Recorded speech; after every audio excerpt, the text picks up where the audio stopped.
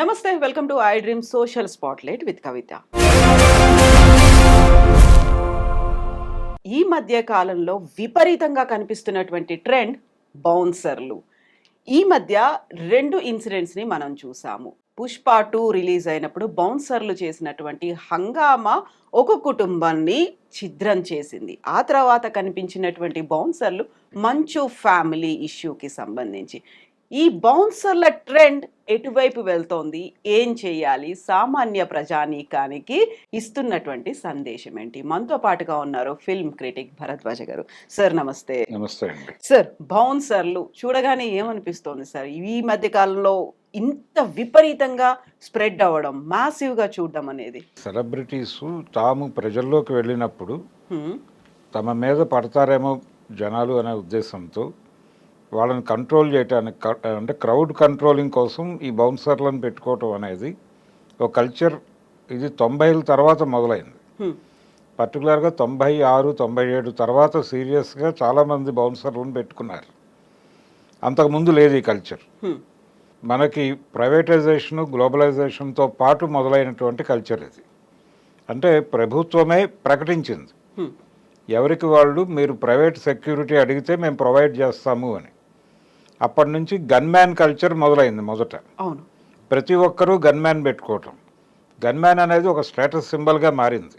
నిజంగా అంటే మీకు కారు ఉందా, లేకపోతే స్కూటర్ ఉందా, వీటితో పాటు గన్మ్యాన్ ఉన్నాడా లేడా అని చూడటం కూడా మొదలుపెట్టారు. అంటే నీడ్ లేకపోయినా కానీ ఒక గన్మ్యాన్ని పెట్టుకోవాలి. అతనితో ఇంట్లో పనులన్నీ చేంజ్ చేసుకునేవాళ్ళు. అతను ఉంటాడు అలాగా. అదొక, అంటే ఒక రకంగా అదొక ఆభరణంలాగా మారిపోయింది. ప్రెస్టీజ్ ఇష్యూ కూడా అంతే. కనీసం గన్మ్యాన్ లేడు అతనికి అని మాట్లాడుకునే పరిస్థితి తయారైంది. ఇది వాళ్ళ వైపు నుంచి వాళ్ళు ప్రొవైడ్ చేసేవాళ్ళు. గవర్నమెంట్ వైపు నుంచి వీళ్ళు వెళ్ళి ఏదో సంతకం పెట్టి అక్కడ డబ్బులు కట్టేస్తే వాళ్ళు ప్రొవైడ్ చేస్తారు. ఈ ప్రైవేట్ సెక్యూరిటీ ఏర్పాట్లు కూడా అప్పటి నుంచే మొదలైపోయినాయి. వీటితో పాటు వీటికి అదనంగా ప్రైవేటు ఆర్మీని మీరు క్రియేట్ చేసుకోవచ్చు, మీరు పెట్టుకోవచ్చు అని ఒక ఇది ఇచ్చేశారు, అవకాశం. ఎప్పుడైతే అవకాశం ఇచ్చారో ప్రతి వాళ్ళు బౌన్సర్లను పెట్టుకోవడం మొదలుపెట్టారు. ఈ బౌన్సర్ల తయారీ కేంద్రాలు వెలిసినాయి. వాళ్ళని ట్రైన్ చేస్తారు అన్ని విధాలుగాను, జనాలను కంట్రోల్ చేయటం ఎలా అని. అక్కడి నుంచి ఆ రిక్రూట్మెంట్ సెంటర్ నుంచి రిక్రూట్ అవుతూ ఉంటారు. ఈ ప్రైవేట్ ఆర్మీ ఎక్కడి వరకు అంటే కేవలం బయటకు వెళ్ళినప్పుడు, పబ్లిక్ ఫంక్షన్స్కి వెళ్ళినప్పుడు ఏదైనా ఇబ్బంది అవుతుందేమో అనే ఉద్దేశంతో అంతవరకే. దీనికి ముందు దశలో పెద్ద హీరోలు ఏదైనా పబ్లిక్ ఫంక్షన్కి వెళ్ళాలంటే తెర వెనక నుంచి వెళ్ళేవాళ్ళు. అంటే ఏదో ఒక పద్ధతిలో కనిపించకుండా అలా పైకెక్కి మాట్లాడి రహస్యంగా వెళ్ళిపోయేవాళ్ళు. అది ఎవరికి ఇబ్బంది లేని వ్యవహారం. కొంతమంది మాత్రం జనంలో నుంచి వెళ్ళేవాళ్ళు. అంటే ఎన్టీ రామారావు గారి సత్యనోత్సవ సభల్లో ఆయన జనంలో నుంచి వెళ్ళేవాడు. అంటే ఆయనే కంట్రోల్ చేసుకుంటూ వెళ్ళేవాడు. అంతే తప్ప వెనకాల ఎవరో ఉండి కాదు. అంటే మాట్లాడుతూ అలా వెళ్ళిపోయేవాడు ఆయన. ఎలా ఉన్నారు అనుకుంటూ అలా దారిచ్చేవాళ్ళు వాళ్ళే. స్టేజ్ ఎక్కేసేవాడు ఆయన. చాలామంది హీరోలు తెర వెనక నుంచి రావటం అనేది జనానికి భయపడి తెర వెనక నుంచి వచ్చేవాళ్ళు. జనంతో ఇంటరాక్ట్ అవ్వటం అనే ద్వారా వాళ్ళని కంట్రోల్ చేయొచ్చు అనేది ఆయన 2-3 సందర్భాల్లో ప్రూవ్ చేశాడు. రాముడు భీముడు షూటింగ్ నాగార్జున సాగర్లో చేసినప్పుడు ఆ రోజున గవర్నమెంట్ చేతులు ఎత్తేసింది. అంటే మేము మనుషుల్ని పంపలేము, మేము పోలీసుని అంత సెక్యూరిటీ మేము ఇవ్వలేము, సెక్యూరిటీ కల్పించలేని పరిస్థితి. అంటే వేరే ఇంకేవో ప్రోగ్రామ్స్ ఉన్నాయి ఆ రోజు, అందుకని మేము సెక్యూరిటీ కల్పించలేము, పోలీసులను అలాట్ చేయలేని పరిస్థితి ఉందని చెప్పారు. షూటింగ్ వాయిదా వేసుకుందాం అనుకున్నాడు ఆయన, రామానాయుడు గారు. ఇది ఆయన చాలా ఇంటర్వ్యూల్లో చెప్పాడు రామానాయుడు గారు. చెబితే ఏం అక్కర్లేదు, మీరు షూటింగ్ జరిపేయండి, నేను చూసుకుంటాను, జనాలు వస్తే అన్నాడు ఈయన, రామారావు గారు. నిజంగానే పబ్లిక్ వచ్చారు.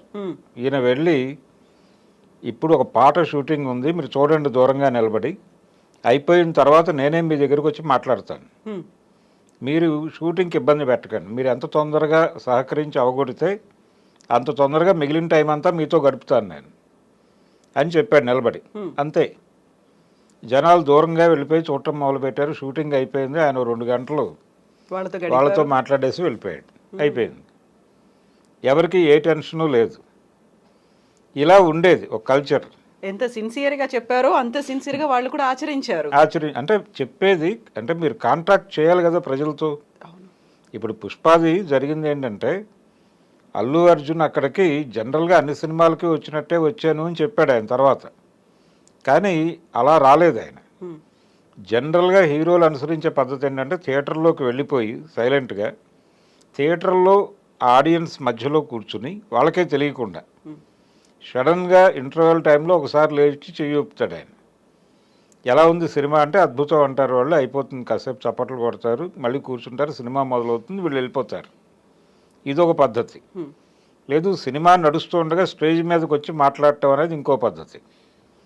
ఇవేవీ కాకుండా థియేటర్ బయట ప్రోగ్రాం పెట్టాడు ఈయన. థియేటర్ బయట ప్రజలకు అభివాదం చేయటం అనే పని మొదలుపెట్టాడు.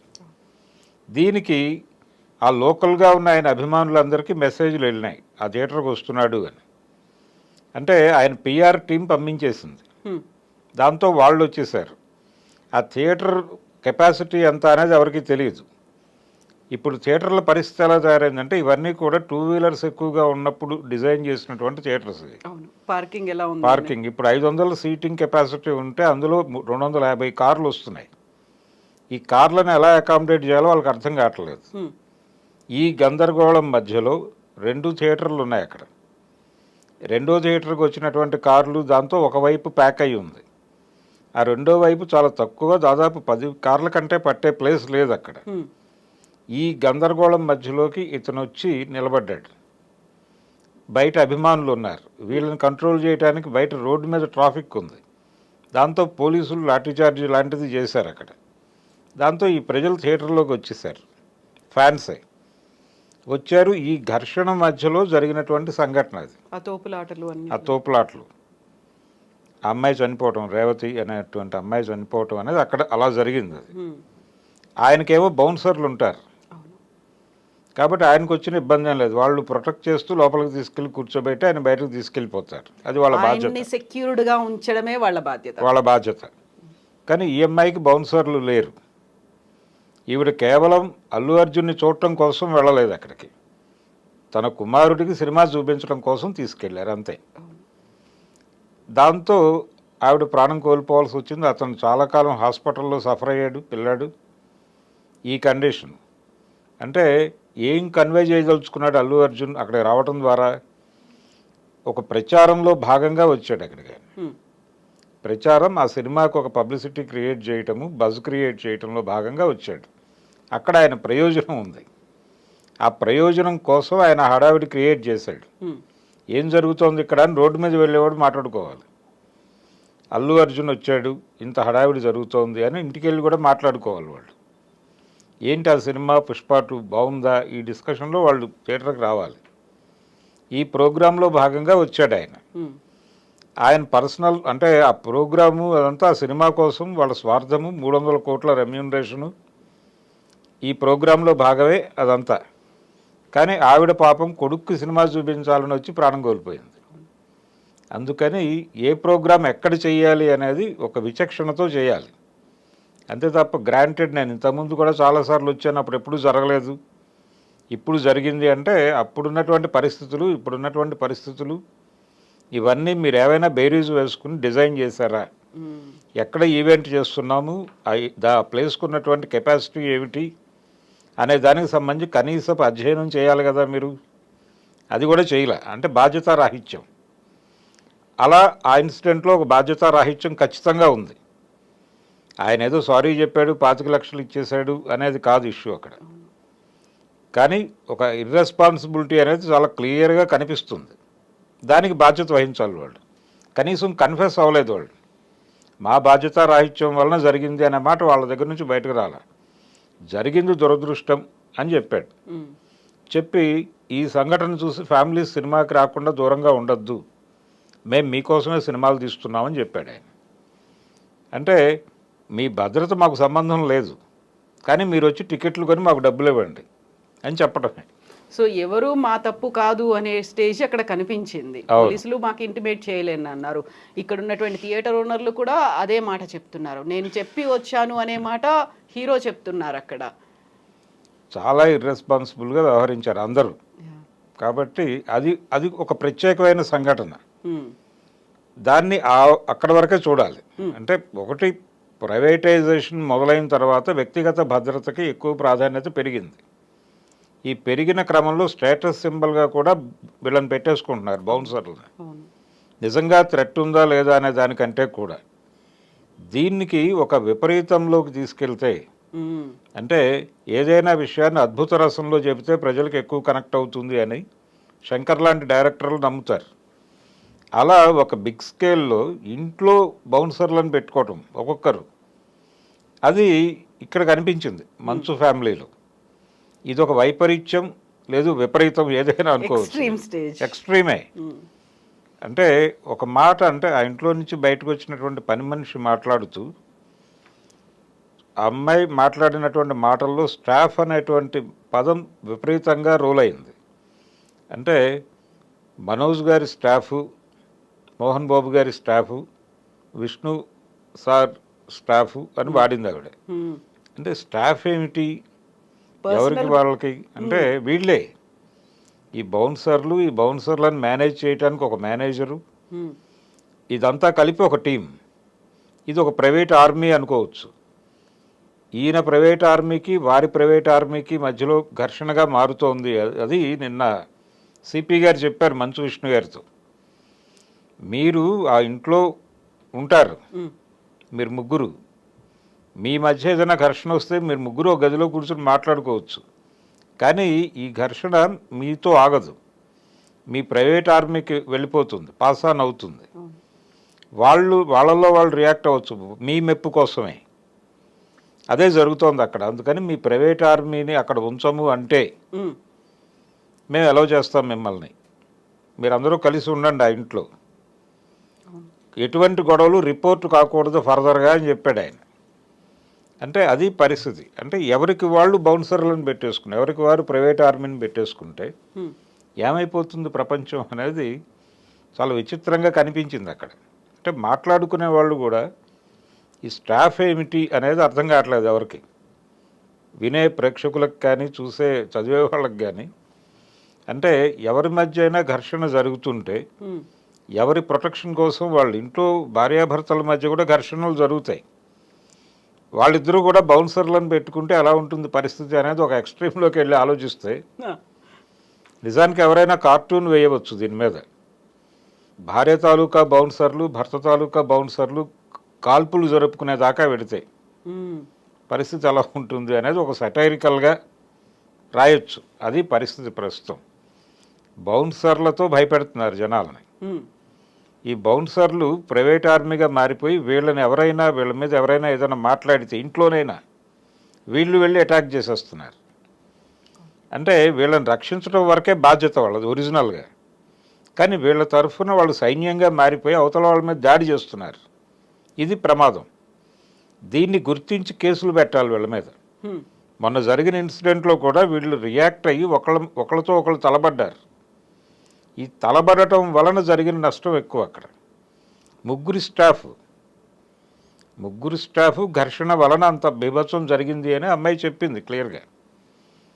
పైగా ఈ స్టాఫ్లో ఉన్న అతను ఓవర్ యాక్షన్ చేస్తే అతను రియాక్ట్ అయ్యాడు, ఉమ్, మనోజ్. ఆ రియాక్ట్ అవటం అనేది ఆయనకు నచ్చలేదు. నా స్టాఫ్ మీదకి నువ్వెందుకు వచ్చావని. వీళ్ళ ద్వారా కూడా గొడవలు జరుగుతున్నాయి లోపల. ఇవన్నీ ఉరుమురిమి మంగళం మీద పడ్డట్టుగా ఒక జర్నలిస్ట్ మీద పడ్డారు. ఇవన్నీ అయిపోయి ఒక ఫ్రస్ట్రేషన్ పీక్ స్టేజ్కి అది కూడా వెళ్ళిపోయి. అంటే మోహన్ బాబు గారికి ఇది కొత్త కాదండి. నాకు తెలిసి ఇది రెండో ఇన్సిడెంట్ ఆయన మీడియా మీద దాడి చేయటం అనేది. ఇంతకు ముందు అంటే ఆయన కెరియర్ మెడ్రాస్లో ఉన్న రోజుల్లో ఒకసారి ఉమ్, చిత్రభూమి అని ఆ రోజుల్లో ఆంధ్రభూమికి ఒక పత్రిక ఉండేది, సినిమా మ్యాగజైన్.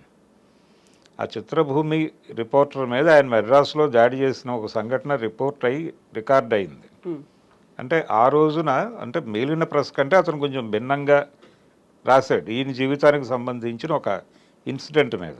ఉమ్, అంటే ఈయన మొదటి భార్య విద్యాదేవి, ఆవిడ చనిపోయింది అనారోగ్యంతో అని రాస్తున్నారు ఈ మధ్య చాలామంది. కాదు, ఫైర్ యాక్సిడెంట్లో చనిపోయింది ఆవిడ. ఇంట్లో జరిగినటువంటి ఫైర్ యాక్సిడెంట్లో చనిపోయింది. ఉమ్, ఈ ఫైర్ యాక్సిడెంట్ వెనకాల మోహన్ బాబు ప్రమేయం ఉందా అని అనుమానం వచ్చేలాగా కథనం రాశాడు అతను. ఉమ్, రాస్తే దానికి రియాక్ట్ అయ్యి ఇతను వెళ్ళి గొడవపడి అతన్ని కొట్టడం జరిగింది అక్కడ. తర్వాత మళ్ళీ నిన్నటి ఇన్సిడెంట్లో TV9 రిపోర్టర్ మీద దాడి జరగటం, ఇది రెండో కేసు ఆయన లైఫ్లో.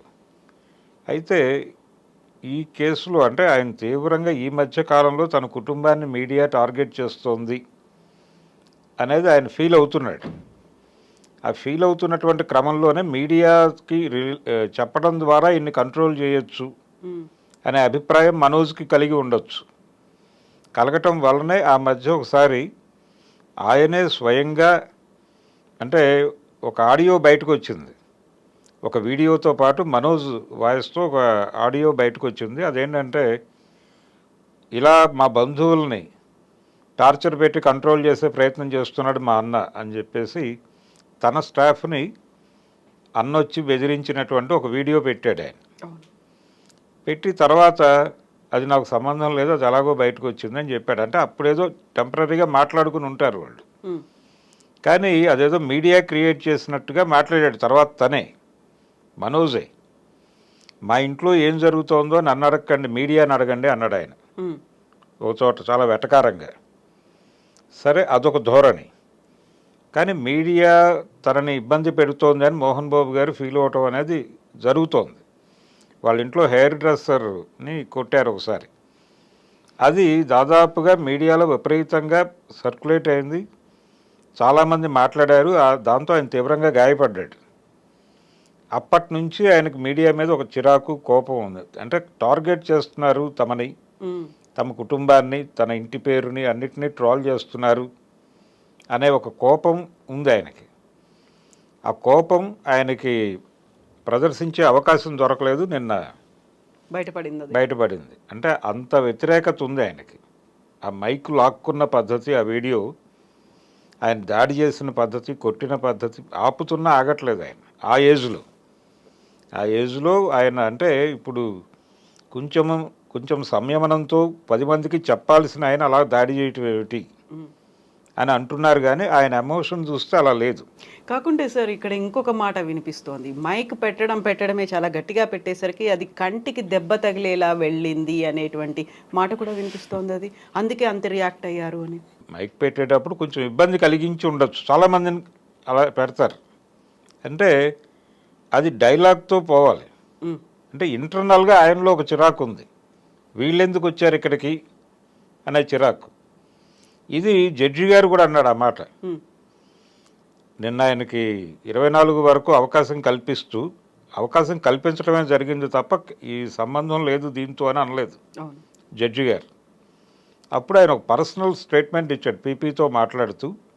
ఆయన అన్న మాట ఏంటంటే, వాళ్ళంతటి వాళ్ళు వచ్చారా, వీళ్ళు పిలిచారా, లోపలికి ఎలా వచ్చారు వాళ్ళు అని అన్నాడు. అది కేవలం ఒక అభిప్రాయ ప్రకటన, ఇందులో లేదు, ఆ వివరంగా లేదు అనేది చెబుతూ ఆయన అన్న మాట అది.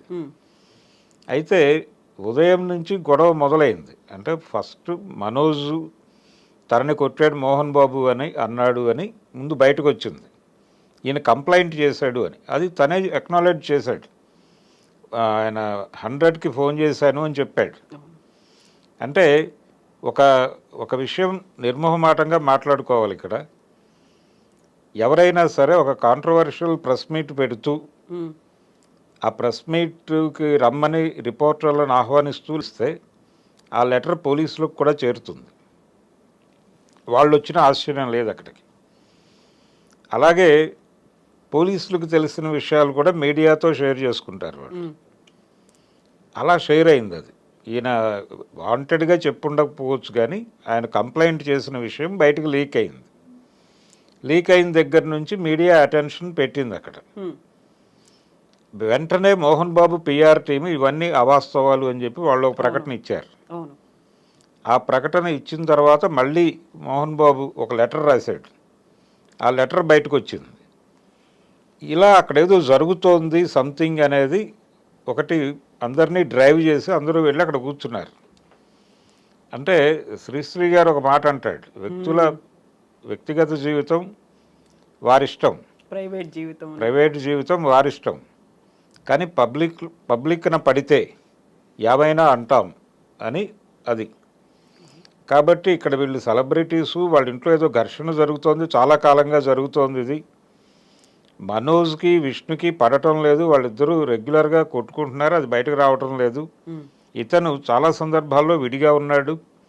అలాగే అతని వివాహం సందర్భంగా ఒక గొడవ, ఆ పెళ్లి వాళ్ళకి ఇష్టం లేదని మంచులక్ష్మి గారు చొరవ చేసి అందరినీ ఒక చోటకు తీసుకొచ్చి ఆ వివాహాన్ని జరిపించారని, ఇవన్నీ అందరికీ పబ్లిక్ డొమైన్లో ఉన్న విషయాలే. ఈ విషయాలన్నీ ప్రేరేపించడంతో జనాలు అక్కడికి వెళ్ళారు. వెళ్ళి అక్కడ ఏం మాట్లాడతారో తెలుసుకుందామనే క్యూరియాసిటీతో లోపలికి వెళ్ళారు. అక్కడంతా యుద్ధ వాతావరణం ఉంది. ఈ యుద్ధ వాతావరణం క్రియేట్ చేసింది మీడియా కాదు. ఆ యుద్ధ వాతావరణంలో ఒక రిపోర్టర్ వెళ్ళినప్పుడు మైక్ పైకి వెళ్ళి ఉండొచ్చు, కిందకి వెళ్ళి ఉండొచ్చు, ఏదైనా జరిగి ఉండొచ్చు. అప్పుడు ఆయన ఏం చెప్పాలి, మీరు దూరంగా ఉండండి, మీరు బయటకు వెళ్ళండి, నేను బయటకు వచ్చి మాట్లాడతాను, లేకపోతే విడిగా మాట్లాడతాను, ముందు మీరు బయటకు వెళ్ళిపోండి, అందరూ ఆగండి, ముందు వీళ్ళని బయటకు పంపించి మనం మాట్లాడుకుని తర్వాత వెళ్ళి వాళ్ళతో వాళ్ళకు క్లారిఫికేషన్ ఇద్దామని చెప్పి ఉండొచ్చు ఆయన పెద్ద మనిషిగా. అలా కాకుండా ఆయన మైక్ లాక్కుని కొట్టడం అనేది ఇబ్బందికరమే. అంటే ఆయన పాత చరిత్ర అంతా తవ్వుతున్నారు ఇప్పుడు. నేను ఇందాక చెప్పిన ఆంధ్రభూమి ఇన్సిడెంట్తో సహా బయటికి లాక్కు రావాల్సి వచ్చిన పరిస్థితి కల్పించాడు, ఆయనే కల్పించాడు అది. అందుకని ఎవరి మీదైనా దాడి చేయటం అనేది కరెక్ట్ కాదు. మీకు ఇబ్బంది కలగచ్చు, నాకు ఇబ్బంది కలుగుతోంది, మీ ప్రవర్తన బాగాలేదు అని చెప్పండి, ఒక డైలాగ్ చెప్పి ఆ తర్వాత అప్పుడు కూడా అలా రియాక్ట్ అయితే అప్పుడు మీరు ఏదైనా అప్పుడు కూడా మీరు కంప్లైంట్ ఇవ్వాలి. మీరు పోలీస్ కంప్లైంట్ ఇవ్వండి, అతనికి వ్యతిరేకంగా నన్ను ఇబ్బంది పెడుతున్నాడని, తప్పేం లేదు దానిలో. ఎవరి మీద ఎవరు పర్సనల్గా దాడి చేయటం అనేది కుదరదు, డెమోక్రటిక్ స్పేస్లో అది కుదరదు. అది వాళ్ళు ఆలోచించుకోవాలి. పైగా ఆయన నిరంతరం క్రమశిక్షణ అంటాడు, ఆయన ఊతపదంగా మారిపోయింది అది. రెండవది, ఆయన మీద రకరకాల ఎలిగేషన్స్ ఉన్నాయి మోహన్ బాబు గారి మీద. ఆయన ఒకసారి షూటింగ్లో, పెదరాయుడు షూటింగ్లో జయంతి గారి మీద చేసుకున్నాడు అనేది ఒక వార్త. ఆవిడ ఈ విషయాన్ని నేరుగా రాజ్ కుమార్ గారికి రిపోర్ట్ చేసిందని, ఆయన ఫోన్ చేసి మందలించాడని కూడా ప్రపంచానికి తెలుసు. ఇలాంటి సందర్భాలు అనేకం. ఆయన తిరుపతిలో జరిపినటువంటి ఒక భూ కబ్జాకి సంబంధించి కలెక్టరేట్లో రెవెన్యూ డిపార్ట్మెంట్ నుంచి ఒక నోటీస్ వస్తే ఈయన తన మనుషులతో వెళ్ళి ఆ రెవెన్యూ డిపార్ట్మెంట్ వాళ్ళతో మాట్లాడటానికి వెళ్ళి ఘర్షణ పడి చేసుకోవటం, వాళ్ళు కేసు పెట్టడం కూడా జరిగింది. ఆ రోజున ఆయనతో పాటు వెళ్ళిన వాళ్ళలో శ్రీహరి కూడా ఉన్నాడు, నటుడు. ఆయన మీద కూడా కేసు పెట్టారు. ఆయన వాయిదాలకు తిరగటం నాకు తెలుసు. ఇలాంటి ఇన్సిడెంట్లు ఉన్నాయి ఆయన లైఫ్లో. ఒక రికార్డు ఉంది ఆయనకి.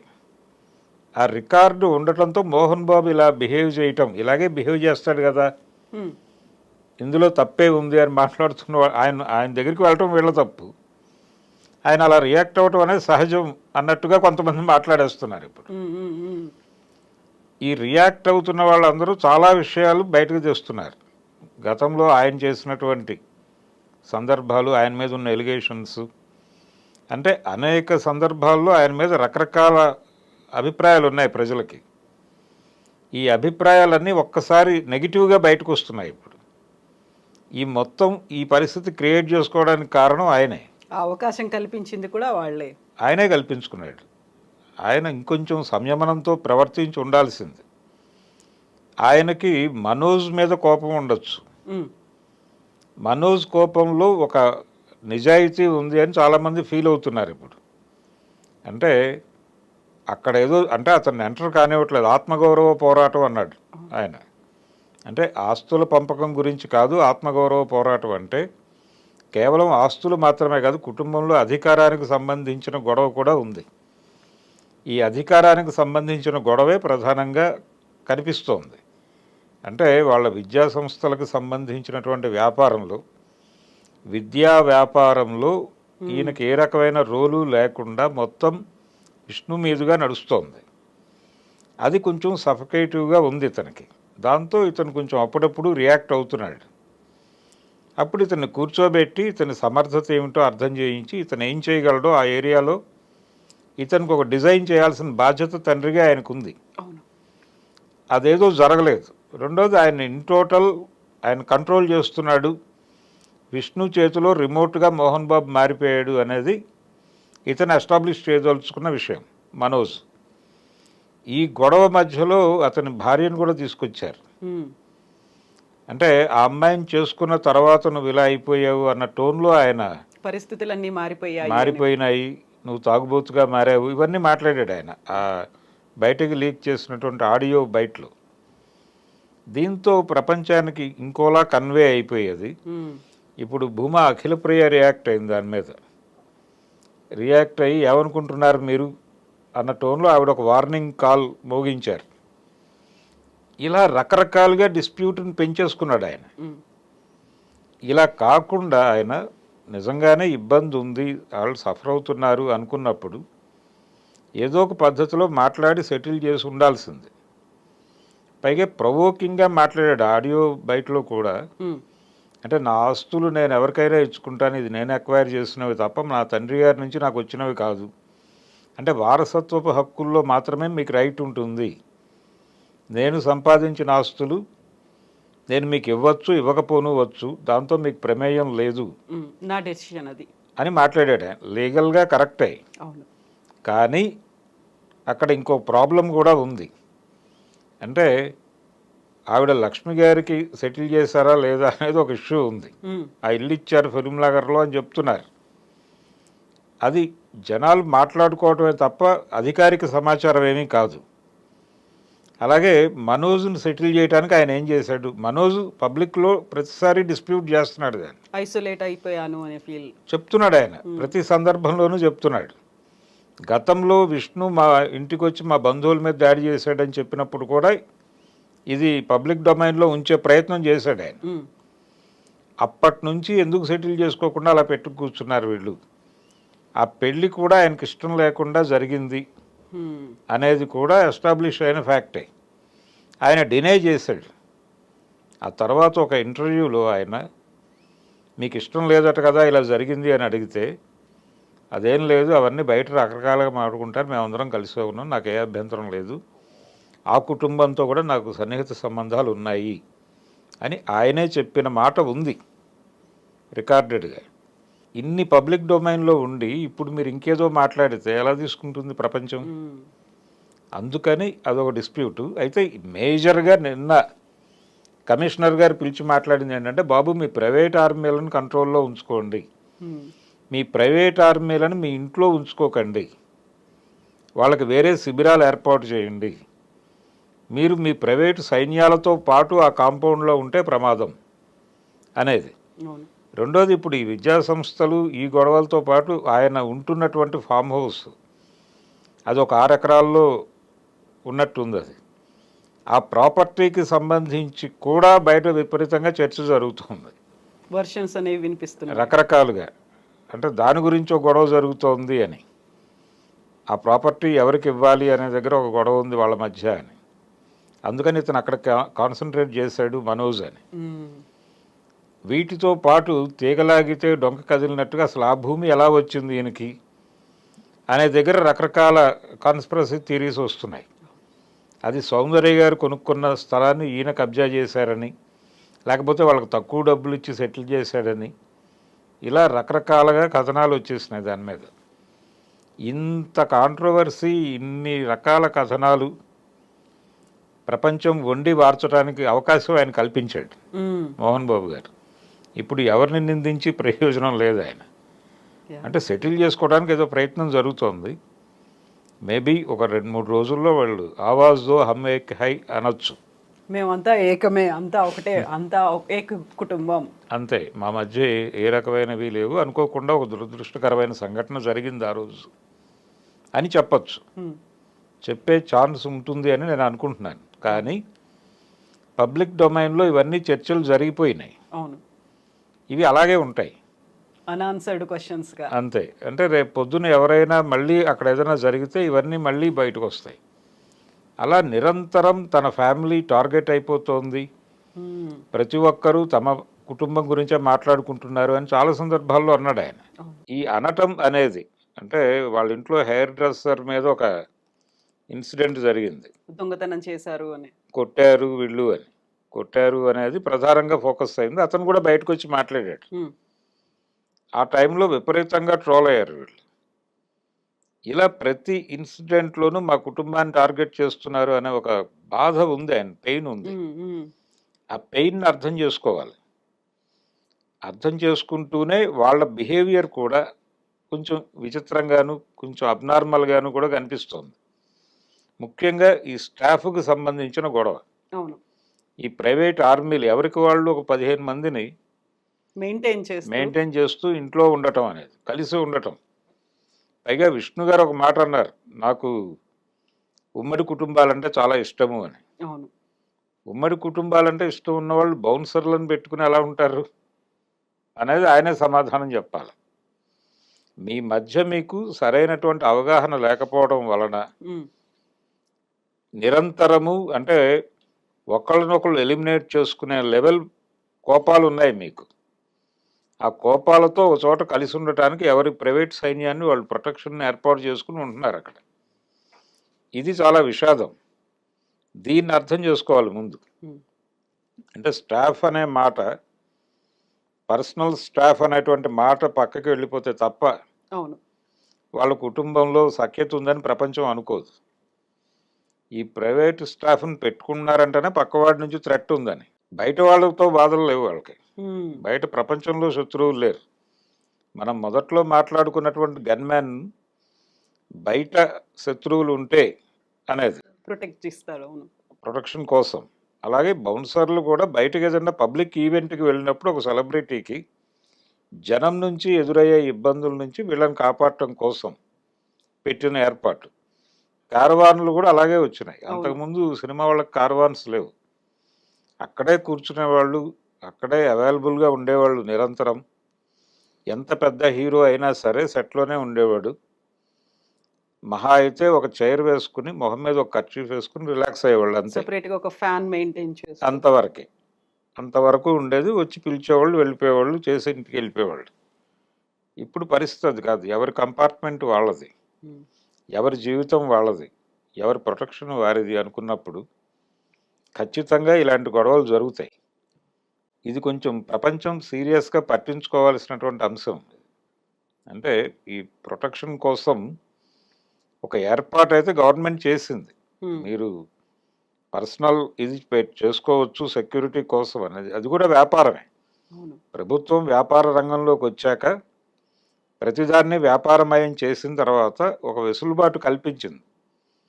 పోలీసులను కూడా మీరు వినియోగించుకోవచ్చు. ఒక ఈవెంట్ జరుపుతూ మీరు పోలీస్ ప్రొటెక్షన్ కోసం అప్లై చేసి దానికి సంబంధించిన పేమెంట్ చేస్తే వాళ్ళు వచ్చి చూసుకుంటారు.